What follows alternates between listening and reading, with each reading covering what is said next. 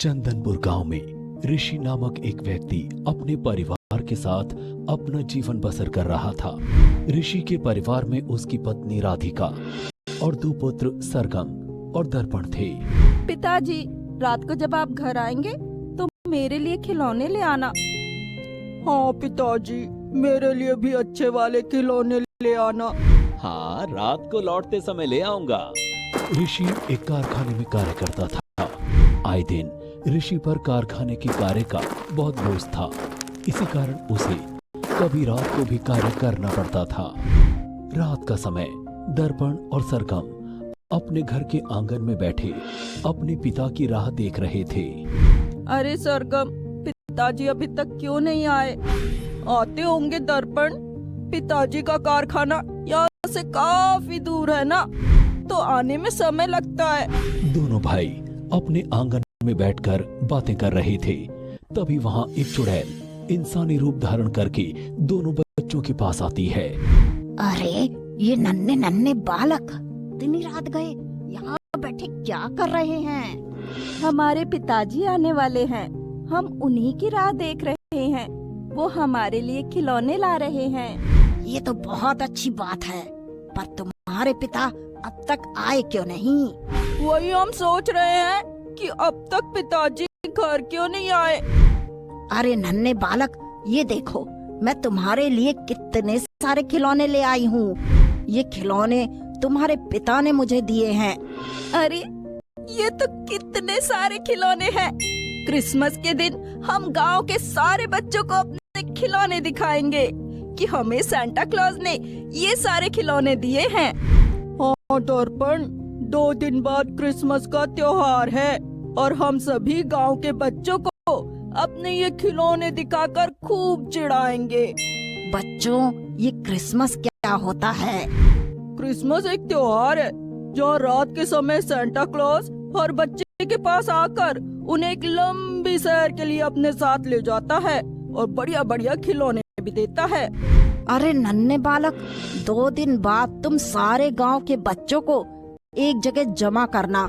उनसे कहना कि सांता क्लॉज आने वाला है और वो सारे बच्चों को बहुत से खिलौने और तोहफे देने वाला है। अब मुझे मेरे खिलौने वापस दो।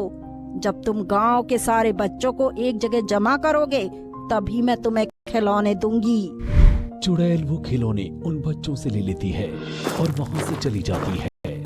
अरे सरगम, वो खिलौने कितने अच्छे थे।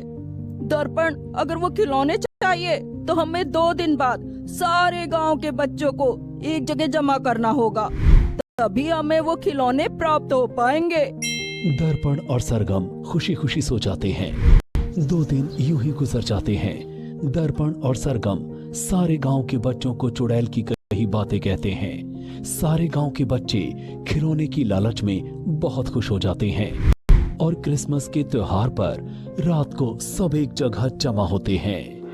अरे राधिका, दोनों बच्चे कहाँ हैं? इतनी रात में बाहर क्या कर रहे हैं? उन दोनों ने गांव के सारे बच्चों को बाहर जमा किया है। आज क्रिसमस है ना, कहते हैं आज सांता क्लॉज आने वाला है और वो हमें कई सारे गिफ्ट और खिलौने देने वाला है। ये बच्चे भी ना हमेशा कोई नई मस्ती करते हैं। कोई बात नहीं, बच्चे हैं, वो शरारत नहीं करेंगे तो क्या हम करेंगे? अरे सरगम, हमने तो गांव के सारे बच्चों को यहाँ जमा कर दिया है। अरे देखो देखो, सांता क्लॉज आया है। सारे बच्चे उस सांता क्लॉज को देखकर खुश हो जाते हैं। सारे बच्चे चुड़ैल के साथ चलने को तैयार हो जाते हैं। उन्हें इस बात का बिल्कुल भी अंदाजा नहीं था कि सांता क्लॉज के भेष में एक चुड़ैल है। वो चुड़ैल उन सभी बच्चों को वहां से लेकर चली जाती है। थोड़े समय बाद, अरे राधिका, बच्चे अब तक आए क्यों नहीं? काफी समय हो गया है। जी, आप बाहर जाकर बच्चों को देखिए। अरे बच्चे कहाँ चले गए? इतनी रात हो गई पर बच्चों का कोई पता नहीं। तभी गांव के सारे लोग अपने अपने बच्चों को देखने के लिए घर से बाहर आते हैं, पर किसी को कोई बच्चा गांव में दिखाई नहीं देता। अरे ऋषि, गांव के सारे बच्चे कहाँ चले गए? अभी तो यही खेल रहे थे। हाँ कैलाश, मैं भी वही सोच रहा हूँ कि इतनी रात गए, ये बच्चे कहाँ चले गए। सारे गांव में हाहाकार मच गया। सारे गांव वाले अपने अपने बच्चों को ढूंढने लगे, पर किसी को बच्चों के बारे में कुछ पता नहीं चला। ये क्रिसमस के त्योहार पर हमारे गांव में कैसी समस्या आ गई कि हमारे गांव के सारे बच्चे ही गायब हो गए। हमें गांव के बाहर जाकर देखना होगा, शायद हमारे बच्चे वहीं हों। सारे गांव वाले मिलकर गांव के बाहर जाते हैं। तभी रास्ते से कैलाश का पुत्र सोनू दौड़ता हुआ आता है। उसके कानों से बहुत खून बह रहा था। अरे, ये तो मेरा पुत्र सोनू है, पर इसे क्या हुआ? इसके कानों से इतना खून क्यों निकल रहा है? पिताजी, पिताजी, वो हाँ बेटा, क्या हुआ? बताओ, घबराओ मत, हम सब है ना। क्या हुआ, हमें बताओ। और गांव के सारे बच्चे कहाँ हैं? सोनू डरते डरते गांव वालों को सारी बात विस्तार से बताता है कि कैसे वो चुड़ैल सेंटा क्लॉज बनकर आई और गांव के सारे बच्चों को अपने साथ ले गई। क्या चुड़ैल हमारे गांव में कैसे आ सकती है? सारे गांव वाले सोनू की बात सुनकर डरने लग जाते हैं। वो चुड़ैल एक एक कर सारे बच्चों का खून पी रही है। मैं किसी तरह अपनी जान बचाकर वहाँ से भाग कर आया हूँ। बेटा, गांव के सारे बच्चे कहाँ हैं? वो चुड़ैल ने बच्चों को कहाँ रखा है? उस चुड़ैल ने सारे बच्चों को नदी के पास रखा है। क्रिसमस के दिन हमारे बच्चों पर कैसी समस्या आन पड़ी है। पता नहीं वो चुड़ैल हमारे बच्चों के साथ क्या क्या कर रही है।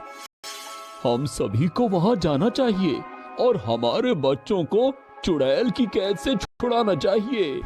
तुम सही कहते हो कैलाश, हमें अभी वहाँ जाकर अपने बच्चों को बचाना चाहिए।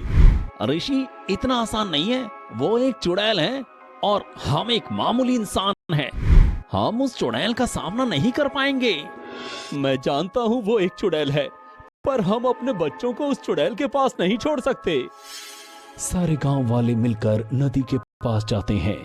वहाँ वो चुड़ैल सारे बच्चों के साथ नदी किनारे बैठी हुई थी। तुम सब यहाँ क्यों आए? चले जाओ यहाँ से, वरना इन बच्चों के साथ साथ मैं तुम्हारा भी खून पी जाऊंगी। तुम हमारे बच्चों का खून क्यों पी रही हो? मुझे पूरी बाल्टी भरकर इंसान का खून पीना है, तभी मेरे शरीर में ऊर्जा बढ़ेगी और मैं ताकतवर भयानक चुड़ैल बन जाऊंगी। और इन बच्चों के अंदर सबसे अच्छा और ताजा खून है। अगर हम तुम्हें एक बाल्टी भरकर खून लाकर देंगे तो क्या तुम हमारे बच्चों को छोड़ दोगी? मुझे सिर्फ मानव जाति का ही खून चाहिए। हम तुम्हें इंसानों का ही खून देंगे। अगर मुझे कल रात तक खून नहीं मिला तो मैं ये सारे बच्चों का खून पी जाऊंगी। गांव वाले वहां से चले जाते हैं और इसी चिंता में लगे रहते हैं कि कल रात तक कैसे उस चुड़ैल को इंसानी खून देकर अपने बच्चों को बचाया जाए। राधिका अपने घर में। ऋषि, हम एक बाल्टी भरकर पानी लेते हैं और उसमें खून जैसा लाल रंग मिलाकर उस पानी को खून जैसा कर देते हैं और उसमें बेहोशी की दवा मिला देते हैं। राधिका, वो चुड़ैल 1 मिनट में पहचान जाएगी कि ये खून नहीं पानी है। मैं जानती हूँ, उस पानी को पीने के बाद वो चुड़ैल जान जाएगी कि ये खून नहीं पानी है। पर जब वो पहले खून समझकर पानी पिएगी तो उसके पानी पीने से पानी में मिली बेहोशी की दवा उस चुड़ैल के पेट में चली जाएगी और वो चुड़ैल थोड़े समय बाद बेहोश हो जाएगी। हाँ राधिका, ये सुझाव बेहतर है। जब तक उस चुड़ैल को पता चलेगा कि ये खून नहीं पानी है, तब तक तो वो बेहोश हो जाएगी। फिर हम उस चुड़ैल को वहीं जलाकर खाक कर देंगे। पर ऋषि, ये बात गांव में किसी से मत कहना, वरना कोई हमें ये उपाय नहीं करने देगा। अगले दिन रात को ऋषि और राधिका सारे गांव वालों के साथ उस चुड़ैल के पास जाते हैं। ले आए तुम लोग इंसानी खून? हाँ, ये लो और हमारे बच्चों को छोड़ दो। राधिका वही पानी वाली बाल्टी जिसमें खून का कलर और बेहोशी की दवा मिली हुई थी, वो चुड़ैल को दे देती है। राधिका, ये खून कहाँ से लाई हो तुम? ये सब मैं आपको बाद में बताऊंगी। इस समय हमारे बच्चों की जान बचाना जरूरी है। अब मैं ये खून पीकर और भी ज्यादा शक्तिशाली हो जाऊंगी। चुड़ैल जैसे ही वो पानी पीती है वो गुस्से में आग बबूला हो जाती है। तुम लोगों ने मुझे धोखा दिया है। ये खून नहीं बल्कि पानी है। अब मैं तुम सबको मार दूंगी। सारे गांव वाले ये देखकर डर जाते हैं और वो राधिका और ऋषि को बहुत बातें सुनाते हैं। थोड़े समय बाद वो चुड़ैल बेहोश हो जाती है। और